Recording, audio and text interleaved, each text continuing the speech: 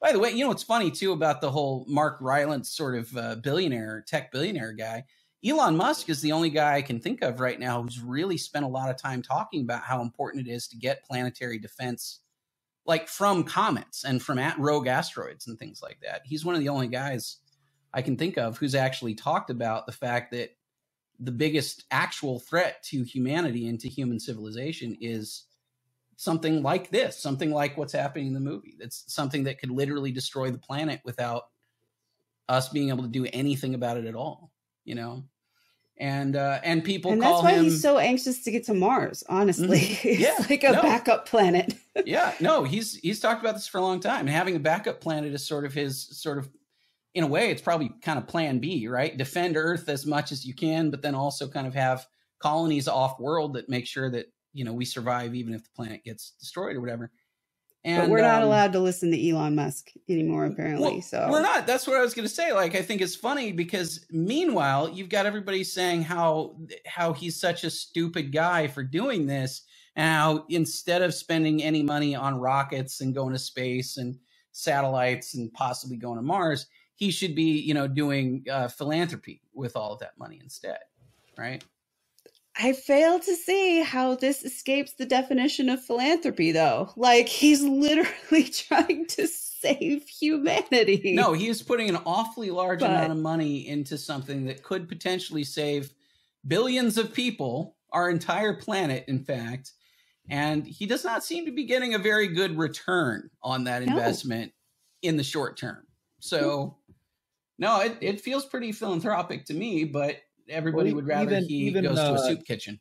Even taking a more business example of the Starlink stuff, that when that comes, I mean, it's working now, but when it gets more ubiquitous, that is going to solve so many more issues that we hear all that. Like, the reason net neutrality is because we got to get it out of the hands of these monopolists with the control over the cable internet, and that he's fixing that problem.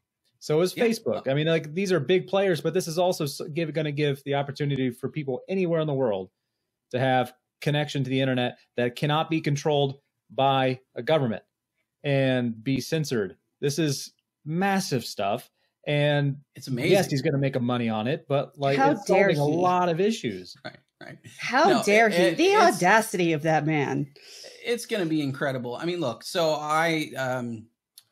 if all goes well, I haven't talked about this yet on the show, but if all goes well, my wife and I are about to buy a new house, and we're about to move farther out into the middle of nowhere. Right now, we kind of live in a neighborhood, right? It's in a pretty rural area overall, but like, we live in a little developed area, but we're about to move out into an acreage separate from,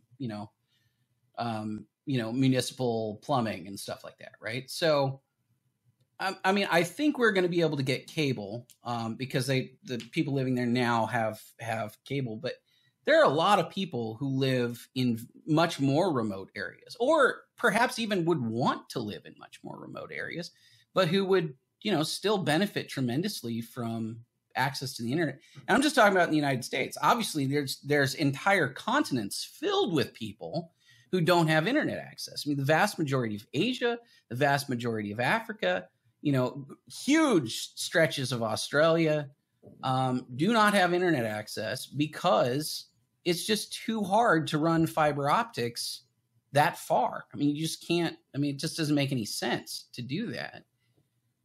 That's massive. I mean, the idea that somebody could have high-speed internet in the middle of Ghana, in wherever, in the middle of nowhere, basically, is one of the most impressive things that anybody could ever do for humanity. And he's still he's persona non grata for all this stuff. It's like we should hate him constantly for wasting everybody's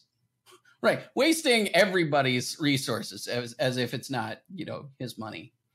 I mean, like, he privatized space exploration. He's working really, really hard to get high-speed internet to the most impoverished people in the world. And he made electric vehicles absolutely cool. But forget him. He's the worst.